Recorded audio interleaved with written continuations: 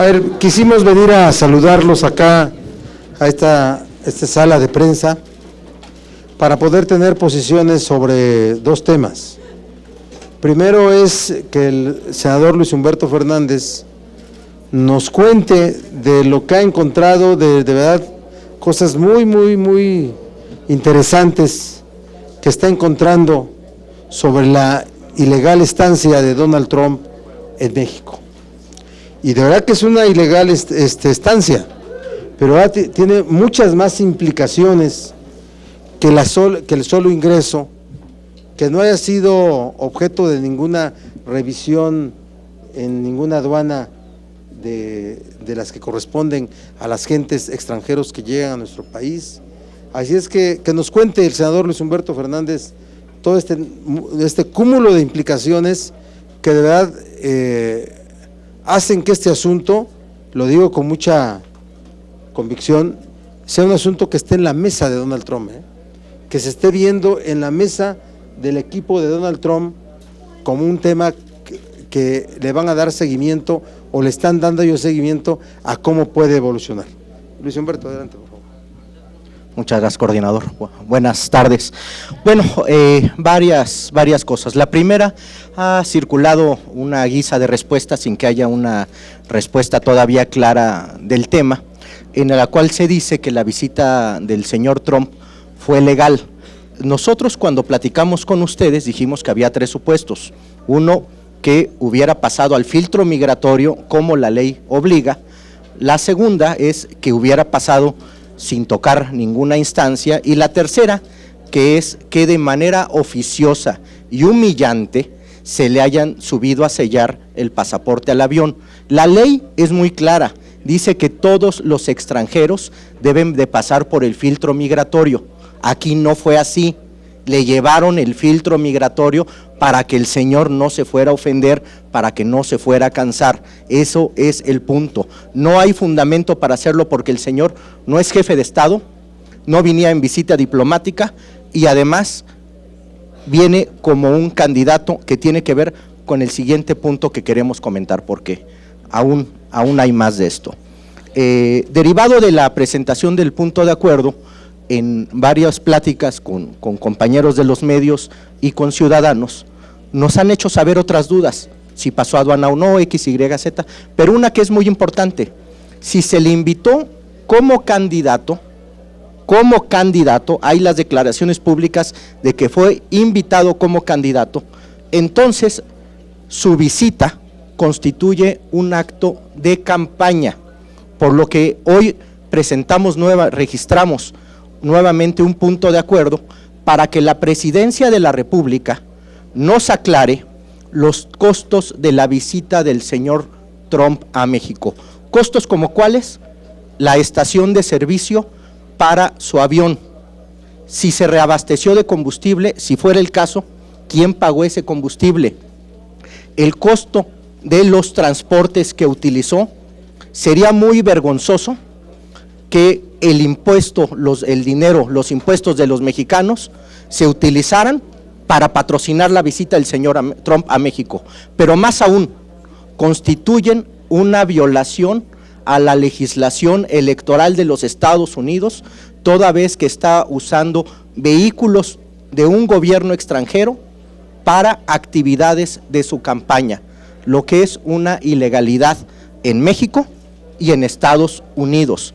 Todos vimos que fueron vehículos oficiales y el señor Trump deberá aclarar en su informe de gastos cómo cuantifica eso, porque esto, de acuerdo a las leyes de Estados Unidos, puede constituir una donación prohibida en especie a un acto de campaña, por lo que esperamos hacer saber a las autoridades mexicanas y en Estados Unidos también que hubo aportaciones del gobierno mexicano en especie que constituyen la transportación de él y de su gente del aeropuerto a Los Pinos y el mantenimiento o el servicio que se le da al avión en la estación de servicio del Estado Mayor Presidencial. Sería verdaderamente indignante y humillante para los mexicanos que nuestros impuestos se utilicen para eso. Esto ya está enlistado, esperamos poder presentarlo hoy en la parte de proposiciones, ya está a su disposición una copia del documento y bueno, estamos a sus órdenes con lo respecto a este punto. Al final de las preguntas, sí. ¿No? A ver, destaco cosas de este asunto. ¿Estaría Donald Trump metido en un problema legal en su país, en su condición de candidato, si se acredita que se utilizaron recursos públicos de un estado diferente, de una nación diferente, y que deben ser equiparados de acuerdo a su legislación como gastos de campaña? Esto que empezó como un asunto que el senador Luis Humberto Fernández desprendió de la bajada del avión en el que él llega a México y la subida al helicóptero para ser trasladado a Los Pinos, ha tenido una serie de circunstancias que van revelándose a cada momento. Ya hay comunicación de nosotros, del senador Luis Humberto Fernández, con autoridades de Estados Unidos en México. Hay comunicación del senador Luis Humberto Fernández con gente que le interesa el tema de Estados Unidos. Así es que es un asunto que de verdad es un hecho noticioso que les invito a compartir. Les invito a compartir porque de esto podemos encontrar un filón muy importante para que podamos dejar bien clara cuál es la posición que debe tener el gobierno mexicano y cuál es la posición que debe tener las leyes frente a quien compite para ser presidente de los Estados Unidos de América. Ese es el primer tema.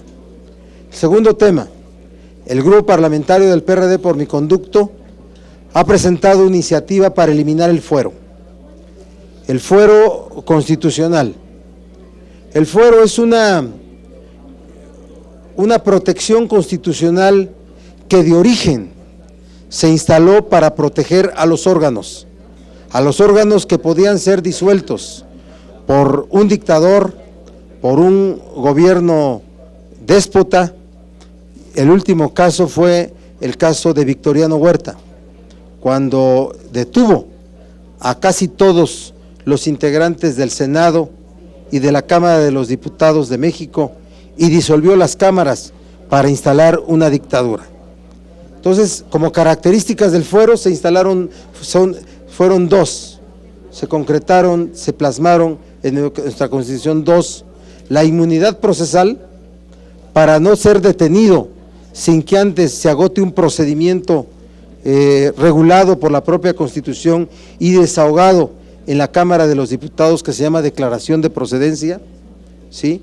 Y el otro es la inmunidad que sobre las opiniones pueden vertir, la inviolabilidad que sobre las opiniones que viertan los servidores públicos tengan sobre el desempeño de sus funciones.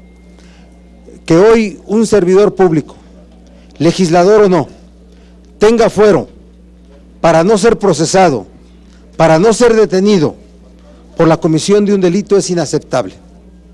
Por eso presentamos el día de hoy una iniciativa para eliminar el fuero constitucional. Pero antes, ¿qué vamos a hacer también? Lo digo, ¿verdad? De una vez. Vamos a renunciar al fuero las y los senadores del PRD, y como seguramente nos va a contestar la Cámara que es un asunto irrenunciable, vamos a litigar ese asunto ante la Suprema Corte para poder crear un precedente de que sí es posible renunciar al fuero constitucional. Es uno de los llamados litigios estratégicos que vamos a desarrollar desde el grupo parlamentario del Senado de la República. Esta iniciativa es la primera de la agenda pendiente, de la agenda que tenemos pendiente en materia de combate a la corrupción. La agenda pendiente tiene que ver primero con la eliminación del fuero. Después tenemos que modificar todo el sistema de responsabilidades. Hoy también en esa misma iniciativa renovamos el llamado juicio político, ¿sí? Pero ya no es una condición de que para perder el cargo, para ser procesado, primero tiene que desaparecer el fuero. No, el fuero no debe de existir. Entonces hay un conjunto de iniciativas de las que ustedes dieron cuenta cuando anunciamos nuestra agenda legislativa, que eso es la segunda etapa, la agenda pendiente en materia de combate a la corrupción.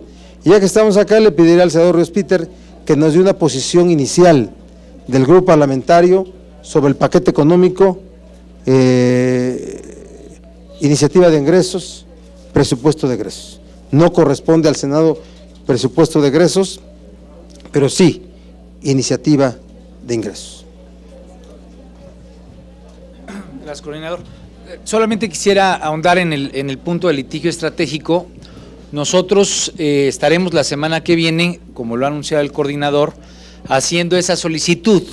La solicitud es muy puntual. La gente en este país está en contra de los privilegios de los que goza la clase política.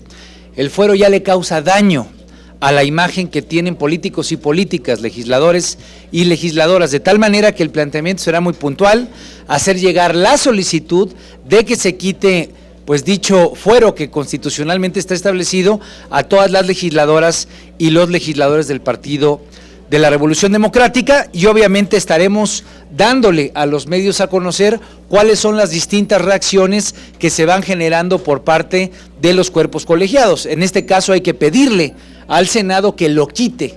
Habremos de ver qué es lo que nos responde, y obviamente la intención es llegar hasta la Suprema Corte de Justicia para que nosotros, como un derecho personal que está establecido en la Constitución, quede muy claro que estamos quitando algo que nos contamina en términos de imagen frente a los ciudadanos y las ciudadanas del país.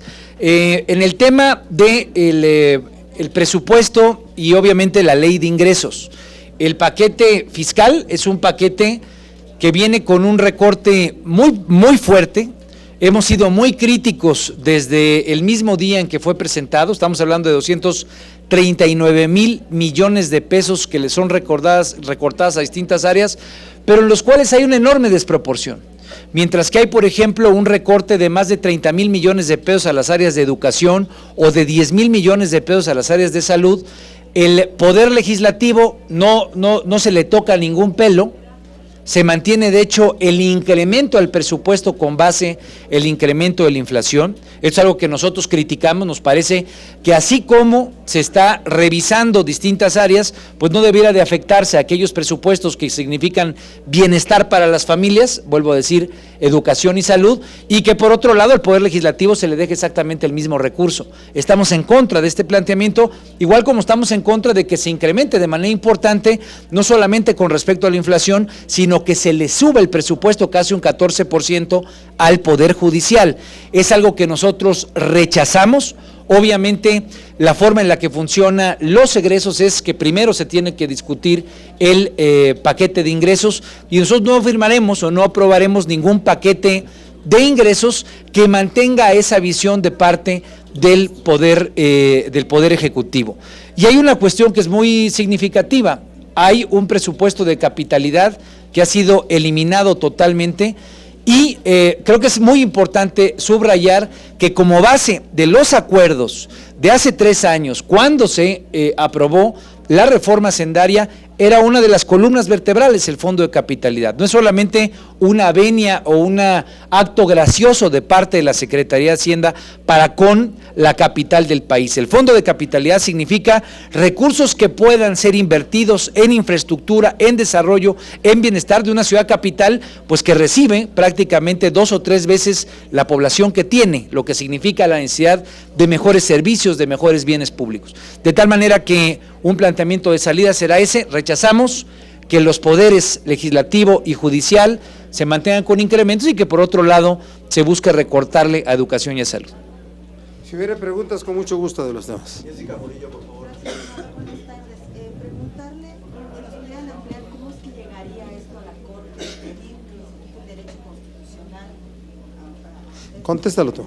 Y la otra sobre el tema justo del recorte. El secretario de Hacienda dice que ya no hay más margen para hacer recortes. Más recortes no. ¿Por qué recortes en ciertas áreas y no en las otras donde sí debiera haber ese tipo de decisiones? En ese sentido, saber que Si hay este margen, como Bueno. decía el señor diputado Salvador, saber si para el Senado también van a pedir que no haya mayor presupuesto. Hay una propuesta de pedir 5% más. ¿Usted, el grupo parlamentario, está en contra de esto o no? Sí, por supuesto que nosotros estamos en contra. Digamos, si es un presupuesto que viene muy justo, porque este gobierno ha gastado mal en los últimos 3 años y porque ha habido pues una importante cantidad de recursos que no se sabe dónde están. Estamos hablando de un 50.5% de déficit público, es uno de los contextos más elevados que hemos tenido desde el 93. Recordemos que el 93 fue el preámbulo de la crisis, de la famosa crisis del error de diciembre. Entonces, es importante ver los datos y tenemos que actuar con toda seriedad y con toda responsabilidad. Si es que no se incrementan los ingresos, que es una posición a la que por lo pronto ha rehusado el Poder Ejecutivo, ya veremos qué es lo que plantean los diputados, pues él trae una serie de recortes de acuerdo a sus intereses. Y es realmente preocupante que el interés de un gobierno que ha cacareado en todo momento una reforma educativa, donde hay una solicitud de préstamos de casi 50,000 millones de pesos, pues de golpe y porrazo te traiga 36,000 millones de pesos de recorte en educación. No hace sentido. No hace sentido que en el área de salud, donde se han disminuido mucho los programas, especialmente de prevención, temas como la diabetes, la obesidad, que han sido parte de lo que hemos estado trabajando aquí, pues traen un recorte de 10,000 millones de pesos. Entonces, es indispensable que ahora que ya está la pelota en la cancha de los diputados, que se revise rubro por rubro, y es facultad de la Cámara de Diputados el poder revisar en dónde se plantean recortes que no deberían de ser. A mí me parece que la Secretaría de Hacienda no debería rehusar a esta posibilidad, y yo creo que lo que plantea el secretario Mitt es incompleto. Él ya hizo su parte, él ya planteó la visión y ahora son los diputados y las diputadas quienes tienen que revisar en dónde, si fuera posible recortar, que haya grasa, que haya, un gasto superfluo o gasto corriente, pues revisarlo. Lo que sí es muy claro, en lugar de recortar la educación y la salud, el grupo parlamentario del PRD sugiere pues que le recorten al Poder Legislativo en planteamientos como este de incrementar en 7% el gasto del Senado, o que el Poder Judicial o el mismo Instituto Nacional Electoral, que trae una partida de incremento de alrededor de 1,000 millones de pesos, los partidos políticos traen un recurso importante. Me parece que es indispensable que le recortemos aquello que para la sociedad pues está siendo un tanto superfluo y que invirtamos en lo que significa bienestar. Y en la parte de nos vamos a amparar como ciudadanos y ciudadanas. El acto reclamado será seguramente que nos niegue la Cámara de Senadores el quitarnos el fuero. Entonces, ¿qué procede? Pues ir a la Corte con un amparo. Y hasta ahí vamos a llegar, precisamente para que la Corte decida. Los senadores y las senadoras del Partido de la Revolución Democrática hemos decidido quitarnos un fuero porque nos aleja de la ciudadanía, porque se ve como un privilegio que es exclusivamente de la élite. Y solamente una cosa para terminar, perdón, coordinador. El problema del fuero, y así lo planteamos en el debate constitucional del Sistema Nacional Anticorrupción. ¿Cómo funciona la corrupción en este momento? Se utilizan recursos que muchas veces son ilícitos o que vienen de privados, que después, son un poco el mérito de esos financiadores para recibir apoyos, prebendas, para recibir obra pública. ¿Y cuál es el premio que recibe alguien que hace competencia política, competencia electoral, precisamente a través de estos medios de corrupción? Pues un fuero. Ya sea para ser diputado, ya sea para ser senador, ya sea para ser presidente de la República o para ser gobernador o presidente municipal. Por eso el circuito estará incompleto si no eliminamos el fuero, y por eso estamos renunciando a él. Yo quiero hacer una calificación al paquete económico. Es una provocación. No es un paquete que se haya sido enviado a sabiendas de que así iba a ser votado o aprobado. Es una provocación. Así como está, nosotros tenemos una posición que no hemos definido como grupo y que la teníamos perfectamente clara antes de la presentación del paquete económico. La proclividad mayor de votar en contra el paquete económico. Hoy como se presenta, sin duda que es en contra. El voto del PRD será en contra del paquete económico si no se rediseña de manera general tanto la propuesta de ley de ingresos como presupuesto de egresos. Así de simple.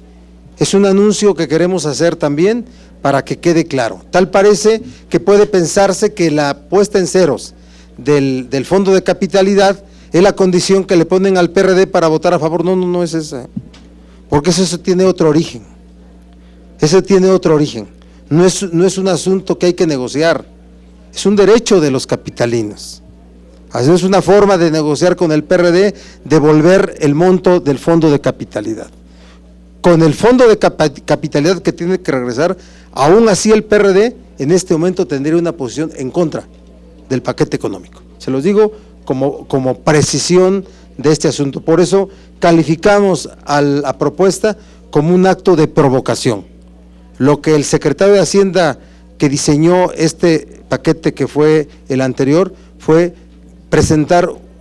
elaborar un acto de provocación, no sé con qué propósitos, para sentir que puede atraer el voto condicionado. No, nunca condicionado, nunca a cambio de nada. ¿De acuerdo? ¿Alguien más? Andrea Becerril, por favor. Andrea. Era una parte sobre el fondo de capitalidad, ya lo explicó, solamente qué representa para la ciudad, y preguntarle también las posibilidades reales de que se pudiera probar que Trump fue subvencionado explícitamente. Bueno, lo del fondo de capitalidad, ustedes saben cuál es el origen. Antes de que existiera, antes de que se apareciera en las reformas que aprobamos nosotros en el 2013, 13 y 14, ¿me explico? Era una negociación que siempre se había hecho con el gobierno de la ciudad en la Cámara de los Diputados. Una cantidad de recursos para llevar a cabo obras de infraestructura. Y siempre el reclamo de la ciudad de que siendo ciudad capital erogaba muchos recursos por ser la capital del país y se le llamó fondo de capitalidad.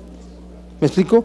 El fondo de capitalidad es una realidad que hay que resolver en la Ciudad de México porque atiende todo tipo de circunstancias derivadas de esta condición de ser la capital del país. Lo demás también son obras de infraestructura, También la ciudad capital, como los estados, desarrollan obras de infraestructura con recursos federales. Y no se trata de una negociación que tenga que ser de manera oculta, no, de manera abierta, Así es que nosotros vamos a estar así como estamos, les repito, nuestra posición de arranque es votar en contra, salvo el rediseño de ley de ingresos, de presupuesto de egresos y todo el paquete económico, tendríamos consideraciones, pero que no se hable que nosotros por el fondo de capitalidad haríamos una reconvención del sentido de nuestro voto. Y el otro tema, como es del origen y el olfato de Luis Humberto Fernández, que lo conteste Luis Humberto Fernández. Gracias. Bueno, nosotros no estamos prejuzgando, simplemente son preguntas que son pertinentes y son importantes para, por lo menos para nosotros.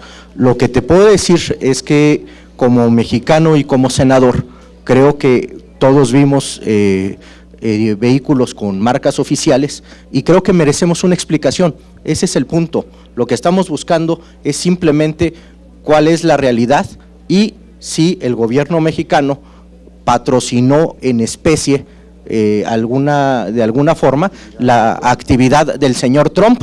No lo estamos prejuzgando, esperamos y honestamente como mexicano y como senador me gustaría y me encantaría que tuviéramos una explicación satisfactoria y una satisfacción que salve la dignidad, porque si vamos a reconocer que por tenerle la cortesía le pagamos todo porque iba a venir el señor, pues sería muy vergonzoso. No prejuzgamos, esperemos la información, esperemos una explicación creíble, una explicación sensata y esperemos ver qué verdad tienen que compartirnos la Presidencia de la República sobre esta visita. Y en caso de comprobarse, ¿qué implicaciones tendría esto? O sea, ¿a quién se le quitaron sus autoridades? ¿A la canciller, a la persona de migración? Mira, no hay que adelantar vísperas, o sea, esto de probarse constituye una violación a la legislación de Estados Unidos y también una aplicación indebida de recursos por parte de México, porque si se invitó a un ciudadano, él no es diplomático, él no es alto funcionario, Si se le invitó como candidato y se le pagó como candidato, es un delito electoral allá. Pero aquí sería tanto como si el presidente invitara a un amigo de Estados Unidos y le recibiera y le diera todas las facilidades y lo trasladara en helicóptero, lo que también sería una falta. ¿Por qué usar el dinero de los mexicanos, el uso de recursos públicos, para atraer a una persona que ha expresado esas opiniones? Habría que ver el proceso administrativo por la parte mexicana y el proceso electoral. Hay que recordar que los candidatos deben de presentar con regularidad sus cuentas. Vamos a ver el señor Trump cómo explica cómo explica la utilización de esos recursos, porque él también lo tiene que aclarar allá. A ver, ¿fue un acto de campaña, sí o no? Para Donald Trump, su visita y su encuentro con el presidente Peña, ¿fue un acto de campaña? Tan es así que lo hizo el día en que iba a dar un discurso sobre migración allá en Arizona. Tan es así que ha formado parte de un repunte a su campaña. Tan es así que sigue utilizando todo lo que ocurrió para tener una posición de opinión pública frente a la gente a la que quiere llevar. Y entonces, de que hubo manejo de recursos públicos en México, de los cuales se sirvió Donald Trump, los hubo. O alguien le pagó al Estado Mayor, o a la Fuerza Armada Mexicana, al Ejército Mexicano, el uso del helicóptero. Que nos digan si el combustible que cargó, hay una factura y hay un pago de ella. Factura de turbocina. Si el derecho de utilizar el aeropuerto, no conozco el término, peaje o como se puede llamar, de avión, se cubrió. Todo eso son asuntos que parece que no son relevantes, pero constituyen en México el uso de recursos públicos en favor de un candidato, de un personaje político que compite por la presidencia de la República, Donald, pues que hagan lo mismo con Tribilín, con Pluto, ¿sí?, con todos aquellos que también forman parte de esa singular camada de americanos que buscan el poder. ¿Otra pregunta? Senador, buenas tardes. ¿Cómo va a ser la defensa de esta iniciativa de desafuero? Lógicamente va a haber mucha resistencia, ¿no? Y sobre todo aquí en el Senado. ¿La iniciativa de eliminar el fuero? Ajá. Bien, no el otro. A ver, es una iniciativa que sin duda pega en el centro de quienes quieren ser servidores públicos con privilegios. Vamos a ver cuántos senadores de la República tienen esa condición frente a la opinión pública de México. Pega también en la visión de los que creen que el régimen como está hay que cuidarlo. Así es que es una iniciativa que va a evidenciar la posición que tiene cada persona, hablo del servidor público, del legislador, cada grupo parlamentario y cada partido político. Es un tema de debate importante. Por eso no quisimos nosotros regular el fuero como se pretendió en el Senado pasado. Cuando hubo una iniciativa que se aprobó acá, se envió a Cámara de Diputados, regresó de Cámara de Diputados con cambios, que está alojada aquí desde hace 3 años. Fue al principio del Senado cuando llegó acá. No, para nosotros es eliminación del fuero, no regulación del desafuero, eliminación del fuero. Yo quisiera preguntarle. Sí. Déjame que pase Angélica Mercado y después sigo. ¿Cómo es el procedimiento para hacer esta renuncia? ¿La renuncia al presidente de la mesa del Senado o es el trámite del Senado? Que lo responda Ríos Peter. Sí, nosotros Me dicen el justo. puedo decir algo solamente sobre la capitalidad que se quedó. A ver, el tema del fondo de capitalidad hay que dejar muy claro algo. Con toda transparencia y con pleno conocimiento de la sociedad mexicana, en el 2013, cuando se dio la discusión de la reforma hacendaria, uno de los principales puntos de acuerdo fue el fondo de capitalidad. Por eso me refiero yo a que no es un acto gracioso de parte del gobierno federal. Este gobierno estaría hecho añicos si no tuviera los ingresos de la reforma hacendaria.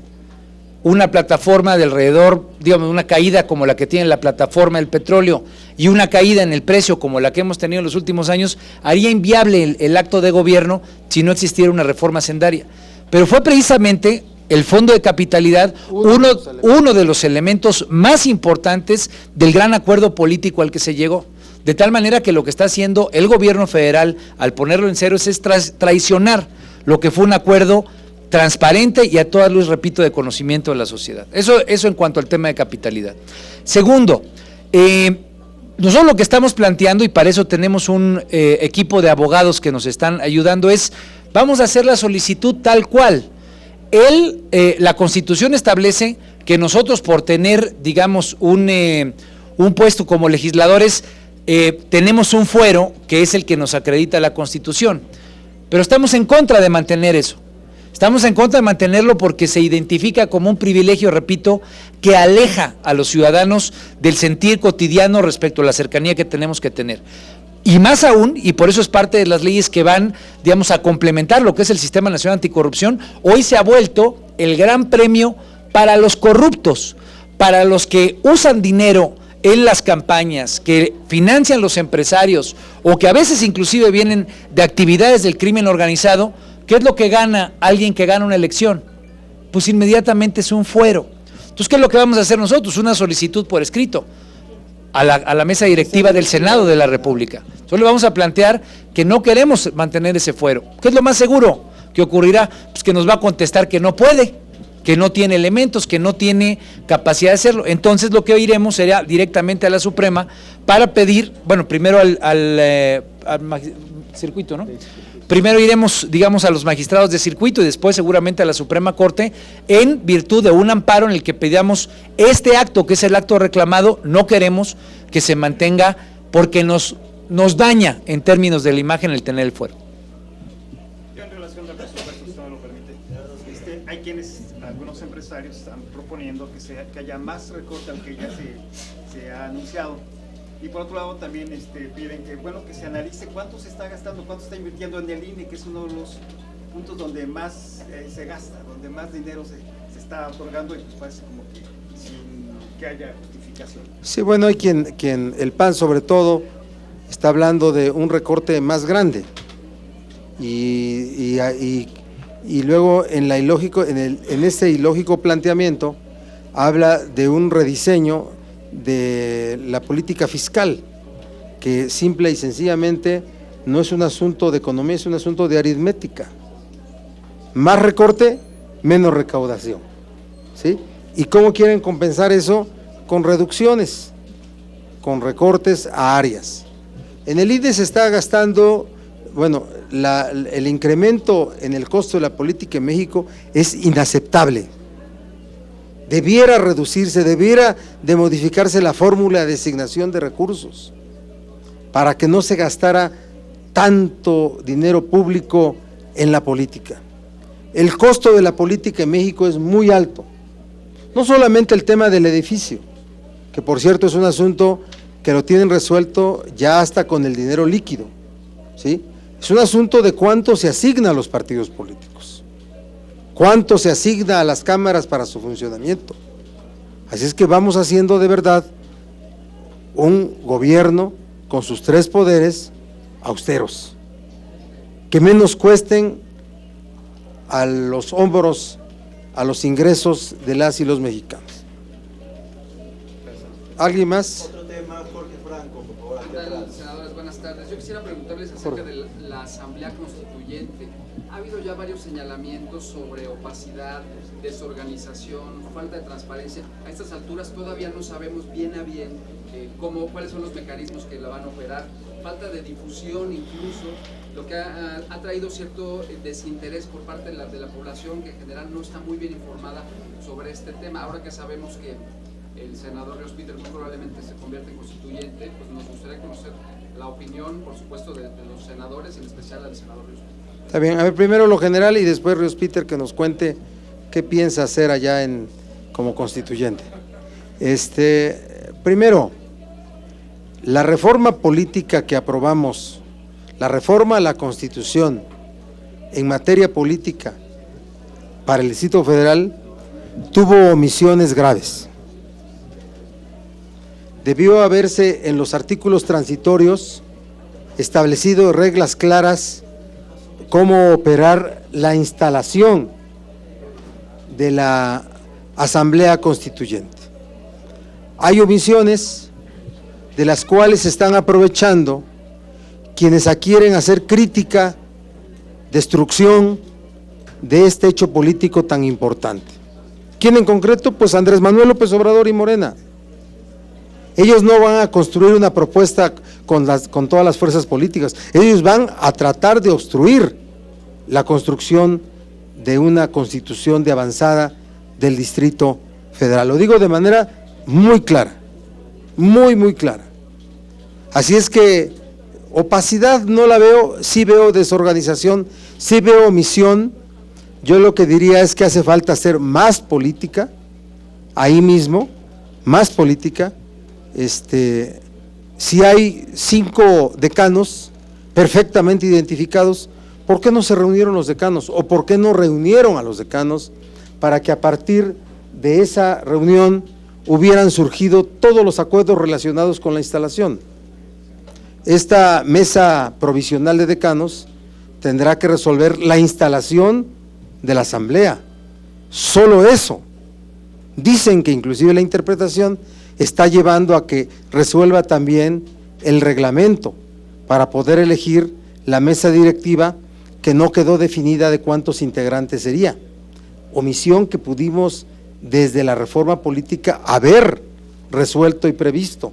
Por eso digo que hubo omisiones que han llevado a este tipo de condiciones, pero todas perfectamente de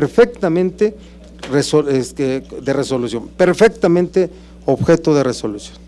Hoy en la mañana el grupo parlamentario por primera vez votó en favor de manera muy abundante del senador Ríos Peter. Mi respeto para Luis Humberto Fernández, que también aspiró a ser constituyente, pero lo resolvimos de manera muy bien, ¿verdad, Luis Humberto? Sí, y entonces quedamos ya muy bien y vamos a esperar que ahora el PRI y el PAN no se quieran volver a meter en resolver nuestras decisiones, como ocurrió en la última sesión del periodo ordinario del año legislativo anterior. A ver, Ruspita, cuéntanos algo de la Constitución. Bueno, sin duda alguna hay con preocupación señales, especialmente de integrantes de Morena, de que querrán llegar a colapsar un proceso que puede ser un proceso histórico en favor de la gente. Ellos pensando más en un posicionamiento político electoral que pensar en la vida cotidiana de los ciudadanos y las ciudadanas que hoy tienen la oportunidad en esta Constitución de que haya pues nuevos puentes de construcción jurídica que impliquen nuevos mecanismos, nuevas formas de relaciones y de convivencia. Yo creo que es ahí donde hay que poner el tema, frente a los que quieran llegar a explotarlo y a querer sacarle raja política a las distintas ausencias que sin duda alguna están en un planteamiento constitucional que tal vez no fue lo suficientemente puntual en muchos asuntos. Pues lo que habrá que llegar es a hacer política, y me parece que esa es la gran oportunidad que tiene este proceso, llegar a hacer política, llegar a dialogar, llegar a tejer puentes con todas las distintas fuerzas que están ahí y que tal vez no necesariamente solo representan fuerzas políticas. Yo estoy convencido que este proceso constituyente implica a muchas fuerzas sociales, a muchos actores que podrán estar involucrados, y que ese será precisamente el principal mandato que tendrán quienes estén ahí representando. Esos 100 constituyentes, hombres y mujeres, tendrán que ver la oportunidad de abrir la puerta, de escuchar a los ciudadanos y de quitarse, digamos, las casacas partidistas, las casacas electorales o preelectorales, y poner en la Constitución de la Ciudad de México pues lo que aspiran los hombres y las mujeres, los niños, los adultos mayores que vivimos aquí, que es una mejor condición de bienestar para la ciudad capital y obviamente proyectar esto para el país. Nuestra última pregunta, Verónica Méndez, de los de Radio. Verónica, dinos.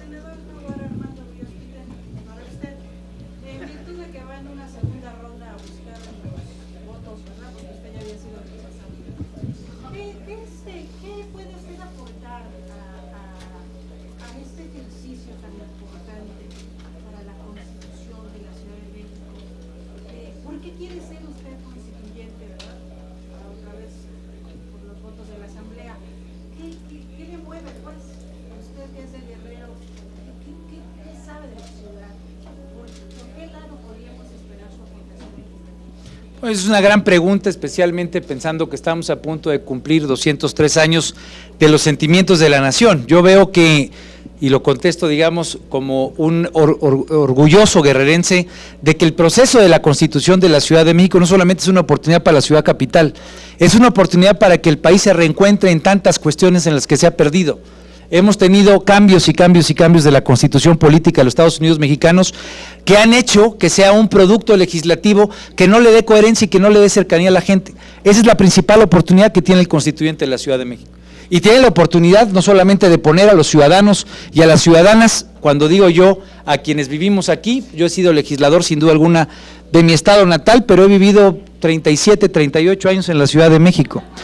Lo que quiero decir con esto es que es una gran oportunidad, sin duda alguna, para poner a los ciudadanos que durante años estuvieron, 200 años, estuvieron condenados a ser ciudadanos de segunda, hoy a ser ciudadanos de primera, pero proyectar nuevas formas de administración entre órdenes de gobierno, nuevas formas de concebir los derechos humanos en la vida cotidiana, no solamente como un escenario que esté escrito muchas veces y que no se aplique, que no se termine consolidando y configurando como un mayor bienestar para la gente que habita aquí. Pero yo estoy convencido, y creo que esa es la principal convocatoria de la Ciudad de México, que si en febrero, cuando por Constitución está dispuesto el cronograma para que termine esa votación, podemos tener un aprendizaje a los 100 años de la Constitución de 1917, me parece que será un gran momento para que los mexicanos reencontremos en el texto constitucional la posibilidad de volver a convivir sanamente. ¿Lo que dije no valió? Bueno, es un honor tener la oportunidad histórica. He sido legislador, me gusta ser legislador, me gusta hacer la ley, me gusta el espíritu de la ley y me gusta que la ley se redacte bien, que la gente crea en la ley, que la gente aprecie la ley y que la gente siga la ley. Son tres temas que hoy no existen en el país. Son desafortunadamente tres de las principales deficiencias que hoy tenemos en nuestra sociedad, de tal manera que es un gran honor tener la oportunidad de hacer una ley que la gente pueda leer y que la gente quiera. Déjame decirte algo, Verónica.